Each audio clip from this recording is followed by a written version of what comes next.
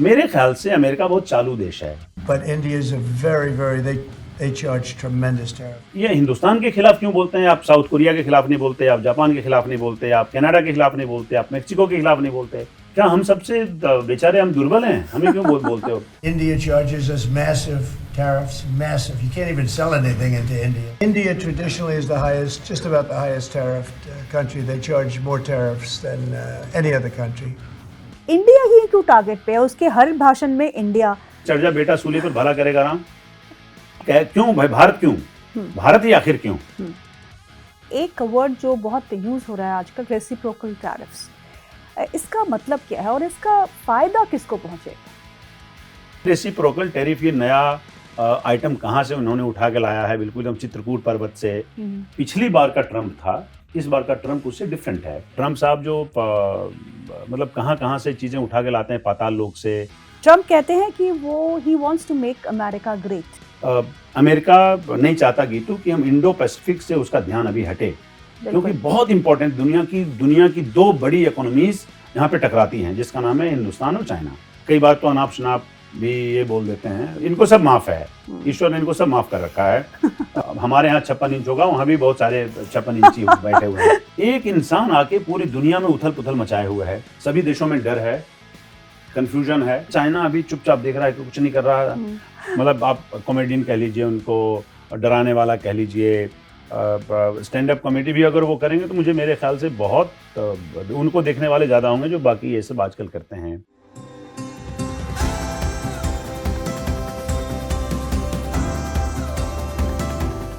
नमस्कार, आज की पॉडकास्ट सीरीज में हम बात करेंगे 50 दिन ट्रम्प के। यानी कि ट्रम्प जो है यूएस के प्रेसिडेंट, वो हेडलाइंस लगातार बना रहे हैं। पिछले 2 महीने में देखें तो कोई न्यूज़पेपर ऐसा नहीं है, कोई चैनल ऐसा नहीं है, कोई सोशल मीडिया प्लेटफॉर्म ऐसा नहीं है जहां उनका नाम नहीं आता, और डेली बेसिस पे कोई ना कोई बदलाव, कोई ना कोई न्यूज़ एंगल निकल के ही आता है। कैसे रहे 50 दिन ट्रम्प के? क्या भूकंप जो है वो दुनिया फेस कर रही है because of his leadership, his policies, उस पर हम चर्चा करेंगे। इंडिया इकोनॉमी पे क्या इम्पैक्ट पड़ सकता है ट्रम्प के टैरिफ्स का? ग्लोबल इकोनॉमिक सिनेरियो कैसा उभर के आ सकता है, इस पे भी हम चर्चा करेंगे। हमारे साथ बहुत ही खास मेहमान जुड़े हैं, mister Pawan Kumar. Is a senior journalist, 25 साल से ज़्यादा का एक्सपीरियंस है उन्हें। वो इकोनॉमी को ट्रैक करते हैं लगातार, उन्हीं से जानते हैं कि ट्रम्प का जो असर है वो हम पे क्या पड़ सकता है, इंडियन इकोनॉमी पे क्या पड़ सकता है, और उनकी पॉलिसीज़ जो है वो देश दुनिया के सोशियो इकोनॉमिक सिनेरियो को कैसे बदल सकती है। पवन जी, आपका बहुत बहुत स्वागत है। Thank you so much for taking our. बहुत बहुत शुक्रिया गीतू।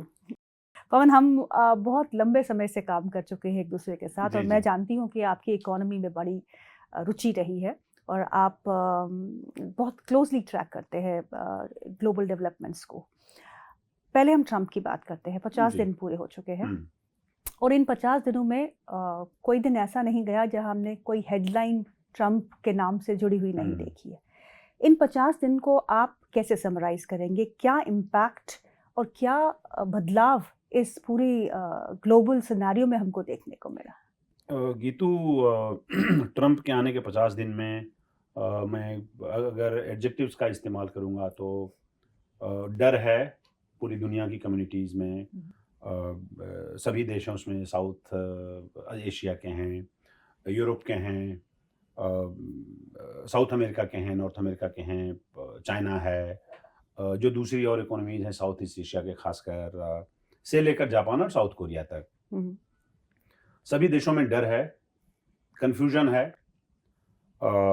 अनिश्चितताएं हैं, और ये बात मतलब छोटा मुंह बड़ी बात हो सकती है, पर वाकई आप समझिए कि किसी को समझ नहीं आ रहा कि कैसे रिएक्ट किया जाए, कौन सा रिएक्शन नीजक रिएक्शन होगा, किससे कितना नफ़ा नुकसान होगा, ट्रेड का, इकोनॉमी का, कैसे उसका जवाब दिया जाए। ये दरअसल एक दिन वेट करते हैं तो दूसरे दिन कुछ और अनाउंसमेंट उनकी तरफ से आ जाता है। जो पिछली बार का ट्रम्प था, इस बार का ट्रम्प उससे डिफरेंट है। तो जो 50 दिन का लेखा जोखा आपने कहा, उसमें से बिल्कुल डर और अनिश्चितता का माहौल है, कन्फ्यूजन का माहौल है, कुछ समझ में किसी को नहीं आ रहा है कि क्या किया जाए, इंक्लूडिंग इंडियन गवर्नमेंट। जब हम जो कहते हैं कि कुछ समझ में नहीं आ रहा है, इससे मेरा मतलब ये नहीं हुआ कि कोई एक व्यक्ति रिस्पॉन्सिबल है। जब एक सिस्टम नए मैकेनिज्म तैयार करने की कोशिश कर रहा है। मैं यूएस हम्म, की तरफ इशारा कर रहा हूँ। तो पूरी दुनिया के जो अलग-अलग देश हैं, उनका भी सिस्टम एक नए मैकेनिज्म से कैसे उसको फेस करेंगे, कैसे उसको काउंटर करेंगे, कैसे वहाँ पे उसके साथ एकोमोडेट करेंगे। हम्म, तो मैं जो सारे एडजेक्टिव्स मैं ढूंढ रहा था कि क्या-क्या हो रहा है पूरी दुनिया में। हम्म, तो जो आप अभी देख रहे हैं, उसमें से वाक़ई माहौल ठीक नहीं है हम्म, और ये नहीं पता है कि ट्रंप का ये व्यवहार, ट्रंप का ये एक तो व्यवहार भी उनका खराब है, दूसरा बाचाल है, बाचाल बोलते हैं हिंदी में जो ज़्यादा बोलता है। अ, और ये भी नहीं कि किस तरह का व्यवहार करेंगे जहाँ पे उनके जो सलाहकार हैं उस पे उनका इंडिविजुअल डिसीजन कितना प्रिवेल करेगा। तो मेरे ख्याल से माहौल ठीक नहीं उस हिसाब से बहुत एक तरह से घुटन है अभी पूरी दुनिया के जो अलग-अलग देश हैं उसके बीच। पवन, आपने बहुत अच्छे से समझाया कि हमें जी। इसके 50 दिन ट्रंप के कैसे गुजरे, लेकिन एक वर्ड जो बहुत यूज हो रहा है आजकल, रेसिप्रोकल टैरिफ्स, इसका मतलब क्या है और इसका फायदा किसको पहुंचेगा? अ, मैंने बहुत पढ़ने की कोशिश की, गीतू लोगों से पूछा जो लोग ट्रेड से मुतल्लिक हैं जिनका डेली का ये काम है। जैसे मान लीजिए आप जो ट्रेड की बॉडीज़ हैं हिंदुस्तान में, एक्सपोर्ट प्रमोशन काउंसिल है, उन सब से बात करिए, तो एक्चुअली उन्हें भी समझ में नहीं आ रहा है कि रेसिप्रोकल टैरिफ तो ट्रम्प साहब जो मतलब कहाँ-कहाँ से चीज़ें उठा के लाते हैं पाताल लोक से, वो अद्भुत इंसान हैं। मतलब आप कॉमेडियन कह लीजिए उनको, डराने वाला कह लीजिए, स्टैंड अप कॉमेडी भी अगर वो करेंगे तो मुझे मेरे ख़्याल से बहुत उनको देखने वाले ज़्यादा होंगे जो बाकी ये सब आजकल करते हैं। जी। कहाँ-कहाँ से ये शब्द उठा के लाते हैं, कहाँ-कहाँ से आइडियाज़ उठा के लाते हैं। इंडिया के खिलाफ टैरिफ किंग बोलते हैं, टैरिफ टैरिफ अब्यूज़र बोलते हैं, तो उनकी महारत हासिल है आप अगर आप नोमेनक्लेचर की बात करेंगे जी। तो। रेसिप्रोकल टैरिफ भी मैंने बहुत ढूँढने की कोशिश की, मतलब कि कोई मॉडल अवेलेबल है क्या? कहाँ-कहाँ मॉडल अवेलेबल है? बहुत आप देखेंगे तो मैच करने जैसा उसके बराबर के शब्द आपको शायद मिलेंगे। पर जो यहाँ के लोग हैं, जो कम्युनिटीज़ हैं, जैसे आपको मैंने एग्ज़ाम्पल दिया, जो एक्सपोर्टर्स हैं उसकी जी। बात करते हैं, या जी। जो कॉमर्स मिनिस्ट्री में काम करते हैं यहाँ पे, हम्म, जिनका डेली का साबका पड़ता है ऐसे शब्दों से। हम्म, तो जब आप रेसिप्रोकल टैरिफ की बात करते हैं, कैसे उसका निर्धारण कैसे करेंगे? कैसे फिक्स करिएगा उसको? हम्म, अ, आप मीट एक्सपोर्ट हम करते हैं, मीट इंपोर्ट करते हैं, एक तो रॉ करते हैं, दूसरा उसका फिनिश करते हैं, तो हम्म, क्या उसमें 0 हो जाएगा या 5% होगा ईच आइटम पे? हम्म, या फिर है कि आप कुछ हमें दीजिए, कुछ और चीज़ों पे टैरिफ, हम कुछ और चीज़ों पे देंगे, तो फिर उसमें रेसिप्रोकल टैरिफ क्या हुआ? हम्म, तो उन्होंने एक शब्द दिया है, हम्म, उस पे लगातार ये भारत सरकार के लोग बेचारे परेशान हैं कि इसको कैसे हम हम्म, इसको सुलझाएँगे। हम्म, जो ट्रेड के लोग हैं वो भी परेशान हैं कि इसको कैसे सुलझाएँगे, कि स्टील का जैसे मान लीजिए फिनिश प्रोडक्ट है, राइट। उसकी अलग ड्यूटी है। जो लोग हम्म, स्टील का जो रॉ प्रोडक्ट है उसकी अलग ड्यूटी है। हम्म, उसको वो लोग टेक्निकली चैप्टर 73, चैप्टर 74 बोलते हैं, हम्म, या मैं 72, मतलब मैं उसमें कन्फ्यूज़ कर सकता हूँ, पर हम्म, उस पे नहीं जाइए। मैं एक बात बता रहा हूँ हम्म, आपको। उसमें रेसिप्रोकल टैरिफ ये नया आइटम कहाँ से उन्होंने उठा के लाया है, बिल्कुल एकदम चित्रकूट पर्वत से। हम्म, ये वो जाने, पर मैं आपको इतना ज़रूर भरोसा दिला सकता हूँ कि हम्म, अभी रेसिप्रोकल टैरिफ के मामले में अ, अभी बहुत पानी बहना है गोमती नदी में। ओके। हाँ, वो ऐसा नहीं है कि रेसिप्रोकल टैरिफ उन्होंने बोला हम्म, और वो हो जाएगा। हम्म, ऐसा नहीं कि पूरी दुनिया उनको बिल्कुल स्पेस गिव इन करने के लिए तैयार बैठी है। हम्म, और देखिए, दुनिया और ट्रेड अभी से जो 10 साल पहले था गीतू, उससे हम्म, बिल्कुल टोटली आजकल आज का अभी डिफरेंट है। हम्म, तो इसलिए वो रेसिप्रोकल टैरिफ जब बोलते हैं तो अ, भारत सरकार और जो उससे रिलेटेड लोग हैं वो ये जानने की कोशिश में कि ये होता क्या है, देखते हैं आगे क्या बोलता है। आगे की जो बैठकें होंगी उसमें इसको कैसे परिभाषित किया जाएगा, इसकी शर्तें क्या होंगी, हम्म, इसके इंग्रेडिएंट्स क्या होंगे। हम्म, तो उस पे मेरे ख्याल से you will come to know as we go along. मेरे ख्याल से तो उस पे अभी कोई क्लैरिटी है नहीं। जी, बिल्कुल सही, क्योंकि रेसिप्रोकल शब्द जो है वो ट्रेड में पहली बार इस्तेमाल किया जी, जा रहा है, और टैरिफ्स जो है हर एक नेशन के अलग-अलग टैरिफ लेवल्स है। कोई मतलब अगर हम हार्ले डेविसन इंपोर्ट कर रहे थे तो 100% टैरिफ पे कर रहे थे, जी, जी। जस्ट बिकॉज़ कि हम अपनी डोमेस्टिक इंडस्ट्री को प्रोटेक्ट कर रहे हैं। हुँ, तो यहीं पे बात उठती है अपनी इंडस्ट्री को प्रोटेक्ट करना। अगर हम इंडिया की खास तौर पे बात करते हैं पवन, मेक इन इंडिया की हम कैंपेन जो है पिछले 10 साल से हम देख रहे हैं। हम चाहते हैं कि इंडिया एक मैन्युफैक्चरिंग हब बने और एक्सपोर्टर्स एक्सपोर्ट्स में अपना जो परसेंटेज है उनका मार्केट शेयर उसको बढ़ाए। हम्म, क्या आपको लगता है कि अगर ट्रम्प के टैरिफ्स के टेंट्रम्स को देखते हुए हमारे मेक इन इंडिया के कैंपेन में या मेक इन इंडिया के जो हम काम कर रहे हैं उस पे कहीं ब्रेक लग सकती है? Do you think so? या फिर आपको लगता है कि अच्छा है कि हमको अपॉर्चुनिटी मिल रही है कि हम नए मार्केट्स को एक्सप्लोर करें? पहले आपका जो क्वेश्चन का जो लास्ट हिस्सा था मैं उसको वहाँ से शुरू करता हूँ। जो यहाँ से दिखता है और हमें नहीं दिखता है, जो लोग ट्रेड के जार बैठे हैं, जो ट्रेड अपने आप को बड़े खलीफा समझते हैं ट्रेड में, कि तो वो ऐसा मानते हैं कि जैसे अमेरिका का बाजार अगर आप लूज करेंगे तो आप अकेले नहीं हैं अमेरिका का बाजार लूज करने वाले, वो जर्मनी भी कर रहा है, वो यूरोपियन यूनियन भी कर रहा है, करेक्ट। वो चाइना भी कर रहा है, वियतनाम भी करेगा, कनाडा भी करेगा, मेक्सिको भी करेगा। तो इस सूरत में वो सभी लोग ढूंढेंगे नया मार्केट जहां पे आप जहां जाना चाहते हैं। राइट। तो उस जगह पे जहां पे हमारी स्ट्रेंथ है, देखिए हमारी स्ट्रेंथ ना बारीक चीज़ों के एक्सपोर्ट में नहीं है। इलेक्ट्रॉनिक्स की अगर बात करिएगा, छोटी छोटी चिप बनाने की बात करिएगा, अब हमने शुरू किया है PLI के तहत, तो अब आप जाके आगे जाके तरक्की कर सकते हैं। पर जनरली ट्रेडिशनली हम लोग मोटी बुद्धि तो नहीं कहूँगा, मोटे आइटम्स एक्सपोर्ट करने वाले जिसमें वैल्यू कम और वॉल्यूम ज़्यादा है। तो दुनिया उस तरह के ट्रेड में हम अगर अपने आप पे आ जाएंगे तो हमारा मुकाबला लोग नहीं कर सकेंगे। हमको उसको पहचानने की ज़रूरत है। और पहला आपके सवाल का पहला वाला हिस्सा क्या था कि क्या हम मेक इन इंडिया की हाँ, मेक इन इंडिया में देखिए, पहले तो हमें मेक इन इंडिया में अपने आप को भरोसा दिलाना होगा। मेक इन इंडिया, जब आप मेक इन इंडिया के मैं 2 संस्करण मानता हूँ। मैं PLI को भी मेक इन इंडिया का पार्ट ही मान के चल रहा हूँ। आप टेक्निकली माने या नहीं माने, मैं मान के चल रहा हूँ। देखिए प्रोडक्शन हो रहा है ना, मेक इन इंडिया हो या PLI उसको मान लीजिए। मेक इन इंडिया का पहला जो 2016-17 में भारत सरकार ने शुरू किया, इतना कैंपेन किया, कैंपेन पे इतना खर्च हुआ, पूरी दुनिया में आपने डंका पीटा, देश में डंका पीटा। बस स्टैंड तक हमने बोर्ड लगाए, सब जगह। मतलब मेक इन इंडिया हमने किया नहीं किया, लेकिन मेक इन इंडिया हम कर रहे हैं, ये बता सबको दिया, ये बात तय है। लेकिन उसमें जब आप देखिएगा, तरक्की देखिएगा, प्रोग्रेस देखिएगा, तो आपको बहुत निराशा हाथ लगेगी। और जिस तरह से GDP में हमारे मैन्युफैक्चरिंग का शेयर नीचे आया है, वो थोड़ी चिंता की बात है। फिर उसके बाद हमने PLI के तहत मैन्युफैक्चरिंग शुरू की, जिसमें हम थोड़े से लो वॉल्यूम में लेकिन हाई वैल्यू वाले प्रोडक्ट बना रहे हैं अब। करेक्ट। इसका असर आगे आने वाले टाइम में दिखेगा। लेकिन हम ये कहते हैं ना कि वो सिर मुड़ाते ही ओले पड़े। तो हम जब अब यहाँ से आगे जाने की फिराक में थे, अब ये ट्रम्प एक नया बहाना लेकर आए हैं।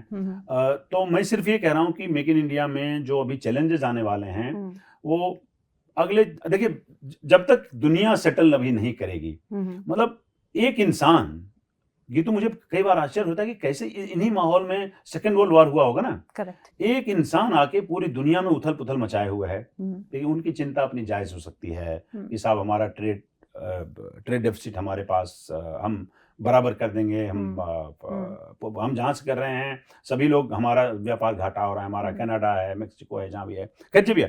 तो मैं सिर्फ ये कह रहा हूँ कि एक इंसान आके इतना डिस्टेबलाइज किए हुए है पिछले 6-7 महीने से, जब रैली में चल रहे थे तब भी। तो मुझे ही लग रहा है कि अभी मेक इन इंडिया कर लीजिए, कुछ भी कर लीजिए, एक बड़ा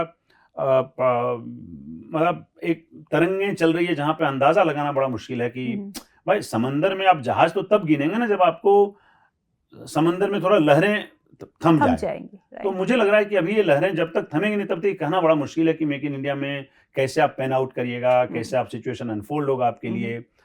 है थोड़ी स्थिति दुरूह है। बिल्कुल। और पवन, क्योंकि मैं स्टॉक मार्केट्स बड़े क्लोजली ट्रैक करती हूँ, अगर पिछले 6 से 7 महीने में देखें तो हमारे स्टॉक मार्केट्स भी काफ़ी हिट हुए हैं, जस्ट बिकॉज इकॉनमी का कुछ पता नहीं, पटरी से तो उतर गई है, थोड़ी बहुत वापस आएगी, कब आएगी ये नहीं पता। और ट्रम्प की पॉलिसीज़ को लेके मार्केट्स पहले से ही बड़े सतर्क हो गए थे। ट्रम्प कहते हैं कि वो he wants to make America great, but अगर हम रीसेंट खबरों पर जाए पवन, तो रिसेशन की बात चल रही है, स्टैगफ्लेशन की बात चल रही है। ट्रम्प खुद मानते हैं कि हो सकता है कि हमें टैरिफ्स का जो उनका पॉलिसीज़ है उसके चलते हुए अमेरिका को अगले आने वाले 6 महीने से 1 साल में दिक्कतें हों, and we might go into recession because stagflation actually, जब जहाँ इन्फ्लेशन जो है ऊपर के लेवल्स पे होगी और आपकी ग्रोथ जो है वो धीमी गति में चलती रहेगी। हाँ, क्या लगता है आपको उनकी पॉलिसीज सही है अमेरिका के लिए? गीतू, मैं थोड़ा सा पढ़ा है मैंने भी, पर देखिए अमेरिका से ज़्यादा स्थिति खराब आप समझिए तो अभी दूसरे देशों की है। अक्रॉस इकोनॉमीज आप जी, देखिएगा, वो तो है। अक्रॉस ज्योग्राफीज देखिएगा तो चाइना की स्थिति आपको बुरी नज़र आएगी। अ, अगस्त के बाद हम लोग थोड़ा नीचे की तरफ हैं। जी। चिंता है, इकोनॉमिक ग्रोथ का आंकड़ा आपने देख लिया। आपको पता है कि अगर आपको साल का टारगेट पूरा करना है 6.5%, if I could remember well, 6.4, हाँ 6.4% का तो उस हिसाब टारगेट से है, आपको लास्ट क्वार्टर में 7.2% लाना पड़ेगा, which जिसकी is संभावना लगभग unlikely. न के बराबर दिख रही है। जी। तो उसके अलावा आप जर्मनी का आप देख लीजिए इकोनॉमिक ग्रोथ, आप पूरे यूरोपियन यूनियन की चिंता देख लीजिए, वहाँ पे आप इन्फ्लेशन देख लीजिए। इन सब पे आप निगाह जब डालते हैं तब आपको पता चलेगा कि अमेरिका फिर भी इन सब से अभी बेहतर है। करेक्ट। ब्राज़ील में आप इन्फ्लेशन देख लीजिए। जो दूसरी और इकोनॉमीज़ हैं, खासकर जैसे मान लीजिए हम लोग ट्रेड की बात करते हैं, you is like somewhat stalling, जिसको आप कह सकते हैं। इन सब की तुलना में US is still doing better and expected to do better. Okay. तो एक आंकड़ा मैं आपको ऐसे ही थ्रो कर रहा हूँ, इंटरेस्टिंग आंकड़ा, आपको मजा आएगा सुन के। अगर टैरिफ का इसी तरह से टैरिफ का इस्तेमाल अगर ट्रम्प साहब करते रहे और अपनी फितूर जारी रखा उन्होंने, तो कहते हैं कि एक मोटा सर्वेक्षण कहता है कि अमेरिका में पर हाउस होल्ड जो खर्च है वो लोगों का बढ़ जाएगा करीब $2,000 पर ईयर। $2,000 पर ईयर कोई वहाँ का कोई छोटा मोटा अमाउंट नहीं है। हमारे लिए तो नहीं है, उनके लिए भी नहीं है। वहाँ भी बहुत गरीबी है। वो ऐसे सीना तान के कुछ भी बोल देते हैं। हमारे यहाँ 56 इंच होगा, वहाँ भी बहुत सारे 56 इंची बैठे हुए हैं। तो वो ऐसे देखिए, बोलने से नहीं होता, इकोनॉमी बोलने से नहीं चलती, ट्रेड बोलने से नहीं चलता, इन्फ्लेशन बोलने से कम नहीं होता, ग्रोथ बोलने से नहीं आगे बढ़ती। तो ये सब करके आप देख रहे हैं अमेरिका में जो आशंकाएं जताई जा रही है, अमेरिका में रिसेशन और स्लो डाउन और what ever might call it, अलग पर्यायवाची शब्द इस्तेमाल के, वो अभी भी मुझे लगता है कि वो थोड़ी दूर की कौड़ी है।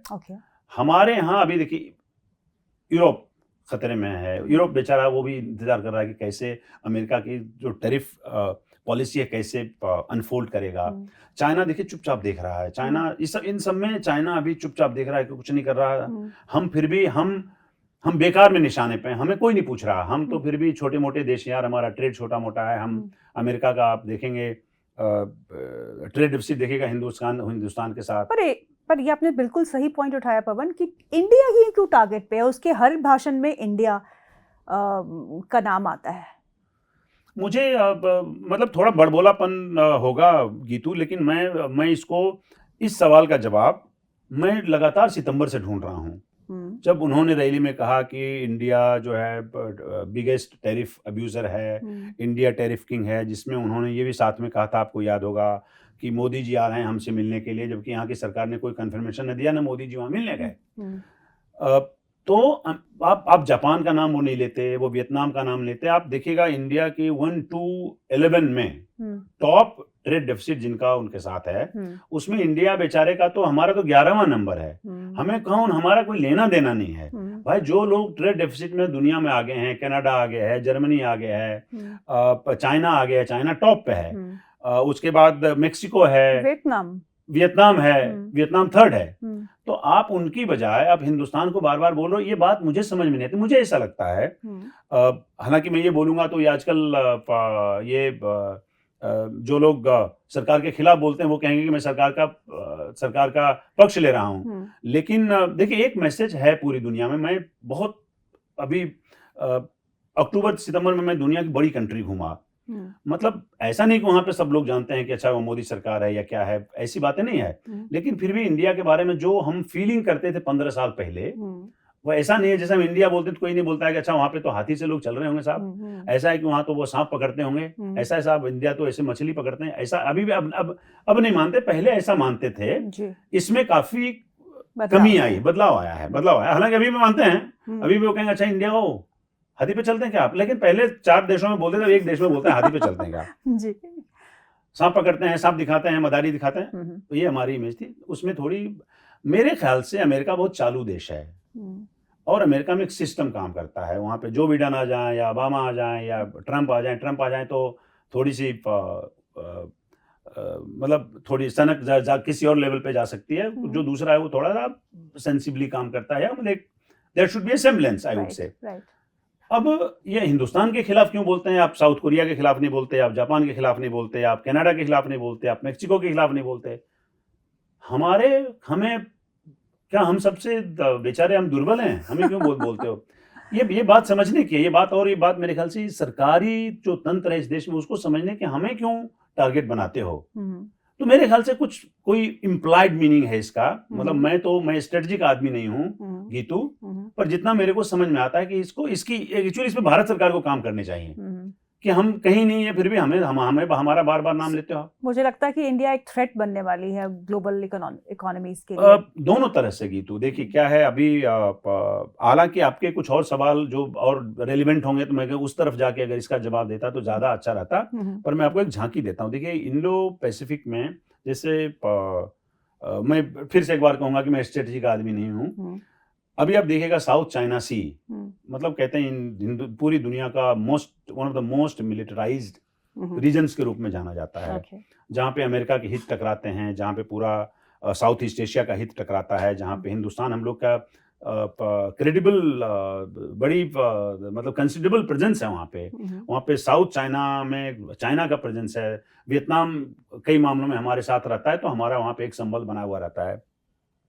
वो पूरा एरिया है, पूरा इंडो पैसिफिक आप देखेंगे। अमेरिका की बेचैनी एक इस बात से भी है कि साहब हम पूरी दुनिया में ऐसे युद्ध में उलझे हुए यूरोप में अभी जहाँ से इंडो पैसिफिक में हम अगर प्रेजेंस नहीं हमारा रहा तो भारत को कंट्रोल करना बड़ा मुश्किल हो जाएगा। करेक्ट। और इसमें जब भारत को कंट्रोल करने की बारी आती है तो टैरिफ तो एक बहाना लगता है जो मुझे समझ में जितना आता है। जी, हमारा ट्रेड ही उनके साथ कितना है पूरी दुनिया का हम 3% भी नहीं है। बिल्कुल। 3% के आसपास ही होंगे जी, रफली। जी, लेकिन आपका ध्यान हिंदुस्तान पे 25% है, औरों पे नहीं है, जापान पे नहीं है, साउथ कोरिया पे नहीं है, वियतनाम पे नहीं है, जो दूसरे और देश हैं। मेक्सिको को तो आप मेक्सिको को रियायत देने के लिए तैयार बैठे रहते हैं, भारत का नाम आता है तो आप डराने लग जाते हैं। सही बात है, पर मेरे ख्याल से मुझे उस पे इस सरकार को काम करने की जरूरत है क्योंकि मेरे ख्याल से कर भी रहे होंगे। सरकार बैठी हुई नहीं है कि क्यों भाई भारत क्यों, भारत ही आखिर क्यों। चाइना चुपचाप सुन रहा है और हम लोग फायरिंग लाइन में भी हैं। तो मुझे लगता है कि इस पे थोड़ा और प्रोब करने की जरूरत है। मैं आपको इससे ज्यादा बता नहीं पाऊंगा क्योंकि इससे ज्यादा मुझे बताना मेरे मैंडेट के खिलाफ हो जाएगा। जी। एक बात मुझे पवन ट्रंप की अच्छी लग रही है, वो वॉर को एंड करना चाहते हैं, चाहे वो मिडिल ईस्ट की बात हो, चाहे वो यूक्रेन और रशिया की वॉर की बात हो। लेकिन इसमें भी दोगलापन है। जहां वो ज़ेलेंस्की से बातचीत करके इसको निपटाना चाह रहे थे, वहां पे बातचीत असफल रही। उसके बाद यूक्रेन ने रशिया पे ड्रोन्स के माध्यम से अटैक किया। तो कहाँ जाते देखते हैं आप इसको? लगता है कि वो सफल रहेंगे इसमें? गीतू जब से आप देखिए सारा अभी जैसे आप इंटरनेशनल ट्रेड पे बात करेंगे, जैसे आप इंटरनेशनल मिलिट्री स्ट्रेटजी पे बात करेंगे तो आपको अमेरिका को उसमें लाना बड़ा ज़रूरी होगा। अगर आप नहीं लाएंगे तो बात करना व्यर्थ है, हमारा और आपकी बातचीत का कोई अर्थ नहीं रह जाता है। और जैसे आप इन दोनों सब्जेक्ट को यहाँ पे एकोमोडेट करते हैं, आपको सबसे पहले देखना पड़ेगा कि ट्रंप ने रैली में क्या कहा था। तो और खासकर तब जब उसके बाद जो बिडेन ने अपना कैंडिडेचर जब से वापस लिया और उसके बाद कमला हैरिस आई, तो समवॉट अब मुझे ऐसा लगता है कि ट्रंप को ऐसा लगा कि अब मेरे लिए थोड़ा सा केक वॉक हो जाएगा, राइट। तब से इन्होंने कई बार तो अनाप शनाप भी ये बोल देते हैं, इनको सब माफ है, ईश्वर ने इनको सब माफ कर रखा है। क्योंकि ईश्वर समझता है कि बोलने तो इनको पता नहीं, कई बार ये लगता है कि ये इनको माफ कर दो, पता नहीं इनकी क्या बोल रहे हैं जी। तब इन्होंने ये कहा था कि ये बोल के आए थे घोषणा पत्र में कि हम आएंगे तो हम रशिया यूक्रेन वॉर एंड करेंगे। तो ऐसे नहीं बोल सकते कि वो पोज उनके ये आफ्टर थॉट है, उनके आने के बाद ऐसा कर रहे हैं। इनको लगता है कि ये लड़ाई में फंस गए हैं, ये लड़ाई में फंस गए हैं। इस लड़ाई से कुछ बात आगे बढ़ नहीं रही है। रशिया सरेंडर कर नहीं रहा है, यूक्रेन को कुछ ज़्यादा हासिल हो नहीं रहा है, इनका पैसा फंस गया है अमेरिका का, इनके लोग फंस गए हैं। तो इनको लग रहा है कि अब इस मतलब कोई एक क्या बोलते हैं रिस्पेक्टफुल एग्जिट, ये कैसे उसको हासिल किया जाए। तो ऐसे हासिल किया जाए तो इन्होंने एक तो ये हुआ रिस्पेक्ट, कैसे एग्जिट किया जाए और एग्जिट क्यों किया जाए। एग्जिट इसलिए किया जाए कि अमेरिका ज्यादा टाइम तक वहां फंसे रहना नहीं चाहता है। उसकी दो वजह जो मुझे समझ में आती है, एक तो आपको खास दिख रहा है कि किसी तरह से अमेरिका नहीं चाहता गीतू कि हम इंडो पैसिफिक से उसका ध्यान अभी हटे, क्योंकि बहुत इंपॉर्टेंट दुनिया की दो बड़ी इकोनॉमीज यहाँ पे टकराती हैं, जिसका नाम है हिंदुस्तान और चाइना। देखिए हमारा प्रचार तंत्र थोड़ा कमजोर है, बट अदरवाइज चाइना ने पूरी दुनिया में नाम कमाया, हमारे नहीं कमाने की, क्योंकि हमने उस पर ध्यान नहीं दिया।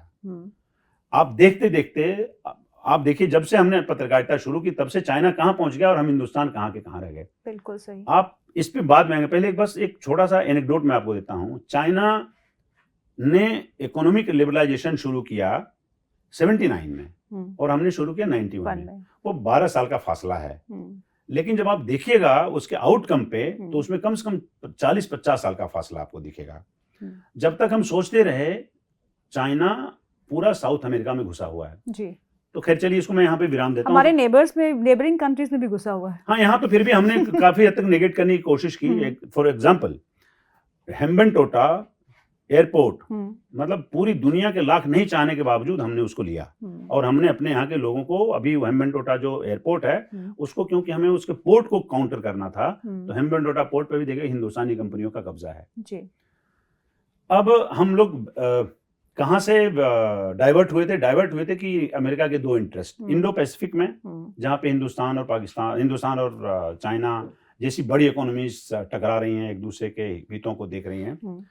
दूसरा, अमेरिका को लगता है कि हम किसी न किसी तरह अब हमें वहां से निकलना चाहिए, क्योंकि हम साउथ अमेरिका पे नहीं ध्यान दे पा रहे हैं। और आप चिली की बात कर लीजिए, आप अर्जेंटीना की बात कर लीजिए, आप पेरू की बात कर लीजिए, चाइना आपको एक एक देश में घुसा हुआ मिलेगा और बुरी तरीके से।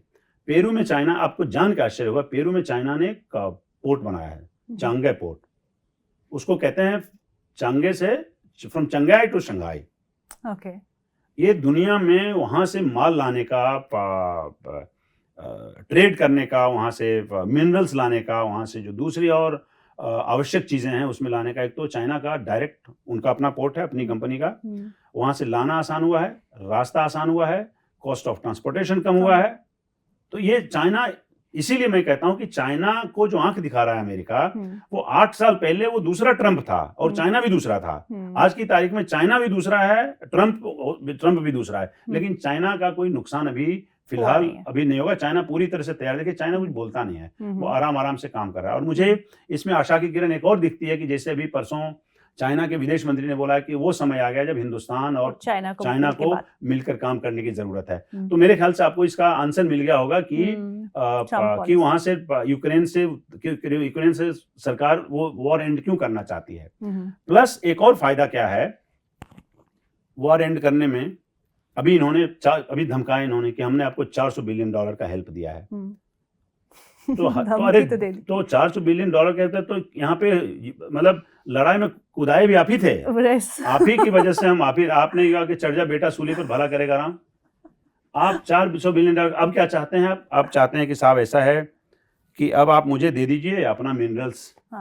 हमारा पैसे का क्या होगा, बोला ना, जो पैसा दिए थे उसका क्या होगा, तो पैसा दो भाई, पैसा तो तुम देने से रहे, तो अब क्या करोगे, अब दोगे तुम क्रिटिकल मिनरल्स। क्या क्रिटिकल मिनरल्स में भी क्या हुआ है, चाइना ने क्रिटिकल मिनरल्स पे बैन लगाया अमेरिका को एक्सपोर्ट को जी। Solar energy, electric engineering, electric कारें, चिप बनाएंगे, ये करेंगे वो करेंगे, फला धमाका, तो कहां से लाएंगे।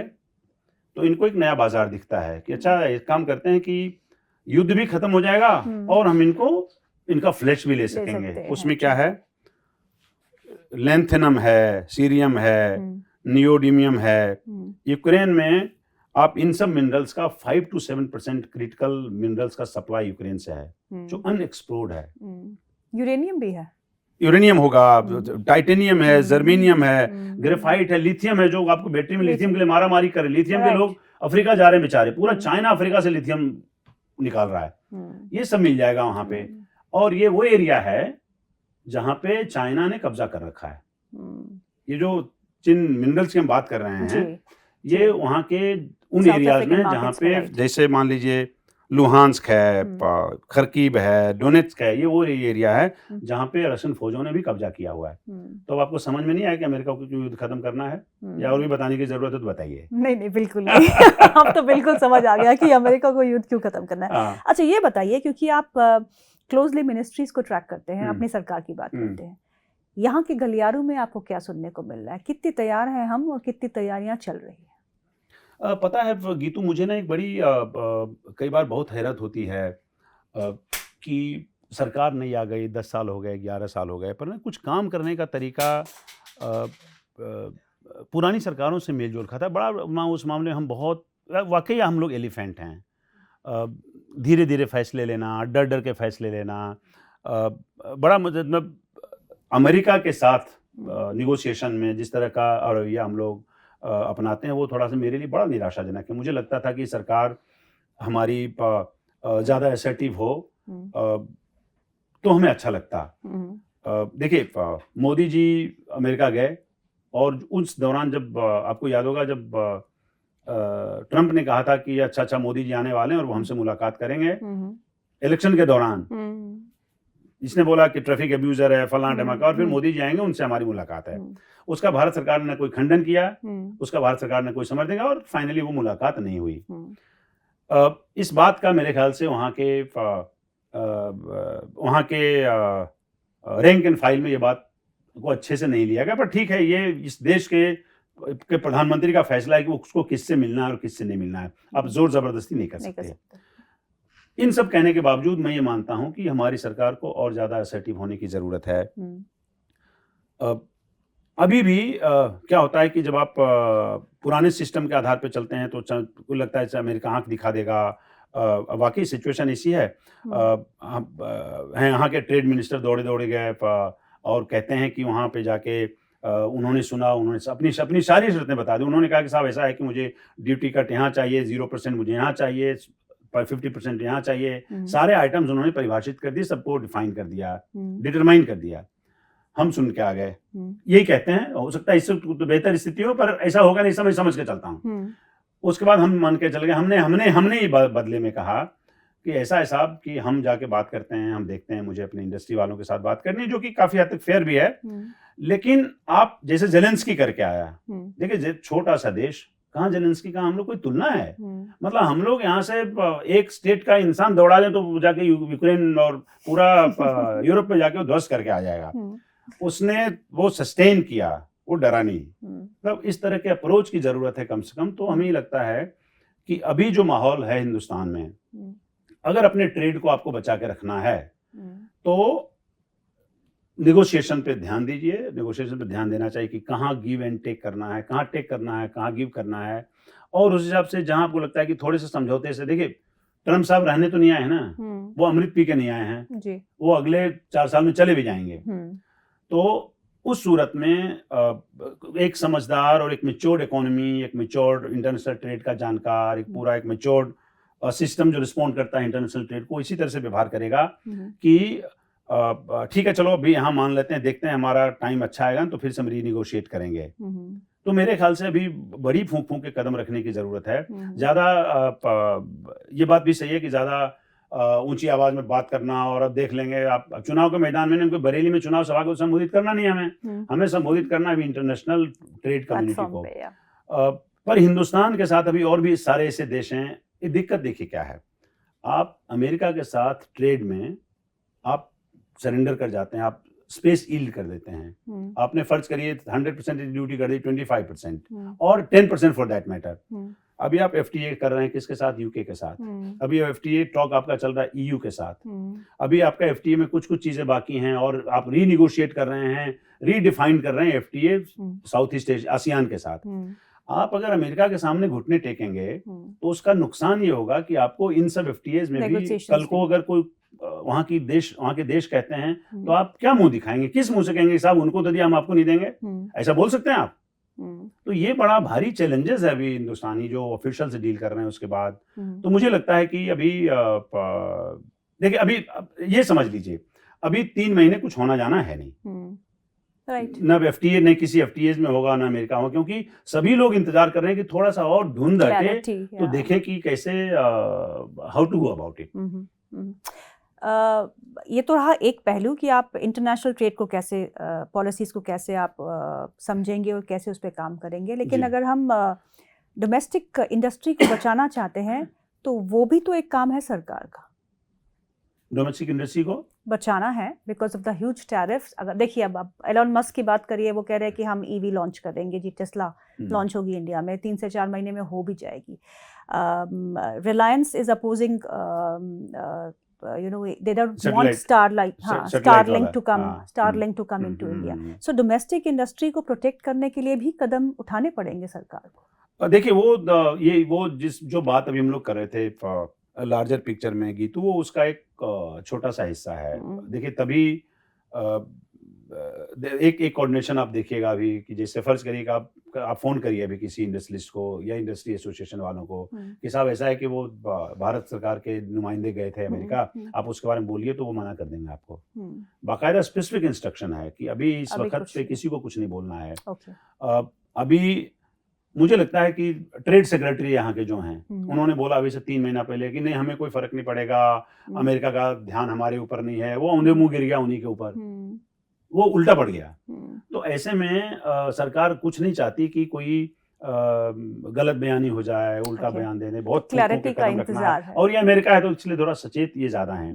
इंडस्ट्री को प्रोटेक्ट रखने की जहां तक बात है, मुझे लगता है कि उस पर भी अलग अलग चरणों में कई अभी जैसे मीटिंगें हुई, जिसमें मैं आपको कह रहा था कि इंजीनियरिंग एक्सपोर्ट प्रमोशन काउंसिल के लोग बुलाए गए थे, स्टील इंडस्ट्री के लोग बुलाए गए, क्योंकि अभी 2 चीजें बिल्कुल सामने हैं। अभी एक 12 तारीख में जब तक ये प्रोग्राम आपका जाएगा तब तक 12 तारीख हो चुका रहेगा। पता नहीं कि वो कैसे अनफोल्ड करेगा, उसमें एल्यूमिनियम है, स्टील है, स्टील के फिनिश प्रोडक्ट हैं।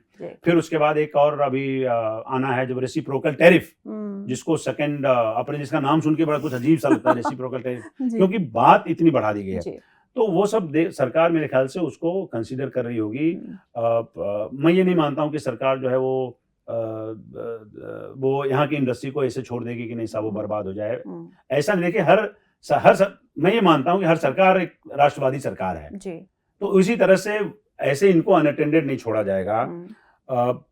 फिर भी मैं एक और बात आपको एम्फसाइज करके बताता हूँ कि रेसिप्रोकल टैरिफ में जहां तक मेरा अंदाजा है, मैं गलत भी हो सकता हूं और मैं चाहता हूं कि मैं गलत ना हूं, लेकिन रेसिप्रोकल टैरिफ में अभी बहुत काम होने हैं। और ये रेसिप्रोकल टैरिफ जो लागू करने की बात आप 2 अप्रैल से जो ये कह रहे हैं, मेरे ख्याल से शायद इसको बढ़ाना ना पड़ जाए। ओके, अगर होता है तो अच्छा होता है। देखिए पर मुझे लगता है कि ये देखिए कई बार चल जाएगा, because he has been doing it। आप ट्रम्प को देखिए ना, आप मतलब नियर फ्यूचर की पास्ट हिस्ट्री में जाए तो 1 महीना वो तो करते रहे। कनाडा के साथ भी उन्होंने किया कि 1 महीने के बाद। किसी की किस्मत अच्छी हो तो उसका क्या करिएगा आप। जैसे 2 एग्जांपल आपको, अच्छा आपने मेक्सिको की राष्ट्रपति को सुना? मेक्सिको की राष्ट्रपति को सुनिएगा। आप ये कहते हैं कि साहब कि मेक्सिको वाले सारे यहाँ भागे पड़े आ रहे हैं अमेरिका में, राइट ना। वो कहते हैं कि साहब यहाँ पे आके क्राइम करते हैं, वो ड्रग बेचते हैं और पूरा अमेरिका को उन्होंने बर्बाद कर रखा है। तो उनका ही कहना था कि ड्रग तो हम चलो हमारे यहाँ से ड्रग आ रहा है, ये मान भी लें। मेक्सिको में जो राइफल, बंदूक, जो दूसरे और आर्म्स एंड एम्यूनिशंस आते हैं, कहाँ से आते हैं? अमेरिका से आते हैं। तो उसका भी तो कोई इंतजाम आप करिएगा। आप तो ऐसा नहीं कि मतलब जो अच्छा लगे उसको तो निगल जाइए और जो बुरा लगे उसको थू, ऐसे तो नहीं हो सकता ना, दोनों काम नहीं हो सकता। आप कह रहे हैं साहब कि फेंटानिल पूरा कर रहा है, सप्लाई होता है चाइना से। अब देखिए कुल मिला के चाइना बिल्कुल एकदम मॉन्क की तरह बैठा हुआ है। बिल्कुल एकदम चाइना मॉन्क की तरह बैठा हुआ है, बिल्कुल गौतम बुद्ध बन के। अच्छा बेटा देखते हैं अभी क्या क्या होता है, अभी तुम करो देखते हैं, आप जैसा करेंगे वैसा भी करेगा। क्योंकि चाइना देखिए बड़बोलेपन के गेम में नहीं है। ट्रम्प साहब बड़बोलेपन के गेम में है, उनका स्वभाव इससे मेल खाता है। ये व्यक्तिगत टिप्पणी नहीं है, मतलब आप जो है वो है। चाइना बैठा हुआ जैसे आपने किया तो इसने कहा अच्छा ठीक है वह साहब चलो मिनरल बंद, कोई क्रिटिकल मिनरल्स नहीं दिया जाएगा। हम्म, बहुत बढ़िया, उसके बिना आप चल नहीं सकते हैं। हम्म, जो नेक्स्ट मिनरल्स आने वाले हैं, क्रिटिकल मिनरल्स, वो तेल का 2 पायदान ऊपर का आइटम है जी, गीतू, उसके बिना जी। दुनिया चलेगी नहीं। जी। ये आप भी समझते हैं, हम भी समझते हैं। हम्म, इसीलिए उनका ध्यान यूक्रेन पे है। हम्म, ये मैं बता चुका आपको पहले। जी। तो हालात ऐसे बने हुए, तो मैं ये नहीं समझता हूँ कि हिंदुस्तान में इंडस्ट्री तबाह हो जाएगी। देखिए ग्रोथ पे फ़र्क पड़ जाएगा थोड़े टाइम के लिए। हम्म, एक्सपोर्ट थोड़ा महँगा हो जाए, मैन्युफैक्चरिंग सब। महँगा हो जाएगा, मैन्युफैक्चरना महँगा हो जाएगा। हम्म, कहते हैं कि अगर ये सब कुछ ठीक-ठाक अगर ऐसे ट्रम्प साहब चाहते हैं, तो हम्म, हिंदुस्तान का जीडीपी प्रभावित होगा 0.5%, हम्म, ये भी हो सकता है। तो हम्म, कोई बात नहीं है, अब 7.5 से 7 पे आ गए तो 6.5 भी आ जाएँगे तो चलेगा। हम्म, मतलब आप में ये रिज़ॉल्व होना चाहिए कि साहब ऐसा आप, अच्छा एक बात बताइए, कोई सीमा है इसकी कि हम आपको जब दबाएँगे उसकी कोई सीमा है क्या? नहीं। आप देखिए स्ट्रीट बुली करने जैसा है कि जी। आपको किसी ने बोला कि आज इसका हफ्ता वसूलना है, हम्म, तो हफ्ता वसूली एक ही बार दे सकते हैं आप। हम्म, बार-बार तो हफ्ता वसूली नहीं हो सकता, बार-बार हफ्ता वसूली का आपको खड़ा होना पड़ेगा। हम्म, ठीक उसी प्रकार से हिंदुस्तान में सरकार को खड़ा होना पड़ेगा। मैं ये मानता हूँ कि सरकार खड़ा हो सकती है, इफेक्टिव गवर्नमेंट है तो इसको असर्टिव भी होना चाहिए। एक आखिरी सवाल हमारी इकोनॉमी को लेके, क्योंकि आप इकोनॉमी को क्लोजली ट्रैक करते हैं। आपने कहा कि 7.2% जीडीपी से हमको गति से हमको ग्रो करना है for last quarter, fourth quarter में, विच इज़ अनलाइकली, क्योंकि मैन्युफैक्चरिंग सफ़र किया है और टैरिफ्स को लेके बड़ा अनसर्टेनिटी का माहौल है। FY26 की बात करें पवन, तो target has been set between 6.4 to 6.8 if I am correct. लगता है कि हम उसको we can be we can achieve that target. Geetu बहुत it's too early to talk about it. मतलब ये इकोनॉमिक सर्वे ये प्रेडिक्शन कर सकता है। जो लोग स्ट्रीट में हैं, जो सड़कों पे हैं, वो उनको थोड़ी सी दिक्कत समझने में, क्योंकि सबसे पहले आपको ये समझना पड़ेगा कि देखिए सेकंड क्वार्टर से जो डिमांड वगैरह की दिक्कत शुरू हुई है, कंजम्पशन, मतलब कंजम्पशन, रूरल एरियाज में तो फिर भी, अर्बन एरियाज में थोड़ा डाउन है। तो आपने देखा अभी, जैसे मैं आपको एग्जांपल देके बताता हूँ, अभी आपने कार के रिजल्ट देखे फरवरी के, बड़ा थोड़ा मिक्स्ड रिजल्ट है। मारुति बेहतर है, टाटा खराब है, महिंद्रा बेहतर है, दूसरी और कंपनी खराब है, हिंडाई खराब है, जो भी है। हिंडाई की जगह जो भी हो और कंपनी बता दिए, नाम पे नहीं जाइए, आप पैटर्न पे जाइए। जी। कार खराब है, उसके बाद आपको पता चलेगा कि जो खासकर आईटी कंपनी है उसकी अर्निंग्स में देखिएगा, दो टॉप जो कंपनी है उसकी थर्ड क्वार्टर की अर्निंग खराब हुई। फिर आप देखिएगा कि एफएमसीजी में बहुत अच्छी हालत नहीं है। एफएमसीजी सेक्टर्स के लोगों का इंटरव्यू आप पढ़िए, हिंदुस्तान लीवर वालों का या नेस्ले का, तो आपको पता चलेगा कि कैसे वॉल्यूम में थोड़ी दिक्कत चल रही है। पेंट इंडस्ट्री को पढ़िए, आपको पता चलेगा कि वहाँ भी कुछ कंपनी बेहतर करी, कुछ कंपनी खराब करी। तो जो ये एरेटिक बिहेवियर है, टायर का आप देख लीजिएगा, तो ये जो एरेटिक बिहेवियर हैं सर्टेन सेक्टर्स के, स्टॉक मार्केट को आप देख ही रहे हैं। यहाँ से चाइना चला गया, चाइना में थोड़ा सा बढ़िया रिजल्ट दिख रहा है, खासकर जो मंदी उनकी बेहतर हुई है, अभी वो ध्यान दे रहे हैं, तो उनका थोड़ा वैल्यूएशंस भी हमसे बेहतर है। तो इस सूरत में यहाँ पे अभी जो फिगर आपने कोट किया 6.8 और 6.5, मुझे ये थोड़ा अभी से मैं थोड़ा डरा हुआ हूँ, क्योंकि अभी जो जिस ग्रोथ रेट की अभी हम बात करें, जो अब हमारा लास्ट क्वार्टर में आया 6.2%, जी 6.2%, मेरे ख्याल से इसके आसपास ही रहेंगे, इससे थोड़ा सा बेहतर होंगे तो अच्छा होगा। बहुत ज्यादा उम्मीद मैं अभी नहीं करता हूँ, क्योंकि अभी से लेके आपको फर्स्ट क्वार्टर, जब हम अभी फर्स्ट क्वार्टर में घुसेंगे, फर्स्ट क्वार्टर से लेके सेकेंड क्वार्टर, ये थोड़ा हमारे लिए डरावना रहेगा। करेक्ट। और अगर ये डरावना रहेगा तो बेहतर, अभी एक काम करिए, अभी वो हालत है जिसमें आप घुस गए नदी में आप तैर रहे हैं, तो आप हवा के साथ, धारा के साथ बहते रहिए। अभी ज्यादा हाथ पांव मारने की गुंजाइश मुझे दिख नहीं रही है गीतू। मैं माफी चाहूंगा इसके लिए, पर हालात, इकोनॉमिक सिनेरियो अभी फिलहाल ऐसे ही हैं। बिल्कुल, आपने बिल्कुल सही कहा, क्योंकि जब भी हम अर्निंग्स की बात करते हैं, हमने देखा कि moderation of the earnings is happening. Second quarter, third quarter, fourth quarter के आंकड़े भी आने वाले हैं, उसमें भी मॉडरेशंस की उम्मीद जताई जा रही है। और जो बजट में अनाउंसमेंट्स हुई with regard to income tax slabs and all, उसका भी इम्पैक्ट आने में 2 क्वार्टर तो लग ही जाएंगे. तो you are right in saying that कि जो हमारे फर्स्ट क्वार्टर और सेकंड क्वार्टर होगा FY26 का, वो थोड़ा टफ होंगे. उसके बाद हम संभल सकते हैं. वो ऑल डिपेंड्स अपॉन कि पॉलिसीज कैसा शेप लेती है. हाँ, वो भी एक चीज और इम्पोर्टेंट बात मैं कहना भूल गया, वो ये कि अमेरिका किसी भी सिचुएशन में चाहता है कि चाइना और रशिया का जो रिलेशनशिप है ना, ये डिकपल होना बहुत जरूरी है उसके Correct. सर्वाइवल के लिए. करेक्ट. तो जो पूरी दुनिया में जो इकोनॉमिक ग्रोथ अभी आएगा, वो इस बात पे बहुत डिपेंड करेगा कि कैसे इसको ये अभी जो मौजूदा सिचुएशन है, international trade plus Trump tariff plus Ukraine war, ये कैसे डिसॉल्व होता है, इस पे बहुत कुछ डिपेंड करता है. हमारा ग्रोथ भी, हमारा एक्सपोर्ट भी, हमारी मैन्युफैक्चरिंग भी, हमारी करेंसी भी, ऑयल प्राइस भी, सब कुछ एक दूसरे से इंटर रिलेटेड है. पवन, इन शॉर्ट हम ये कह सकते हैं कि ट्रम्प इज इंटरेस्ट रेट भी for that matter. In short हम ये कह सकते हैं कि Trump is keeping everybody on toes. हाँ, चाबी उधर ही है, चाबी कैपिटल हिल पे है. जी पवन जी, बहुत बहुत शुक्रिया बहुत बहुत आज प्रोग्राम में शामिल होने के लिए. Thank you so much for your time.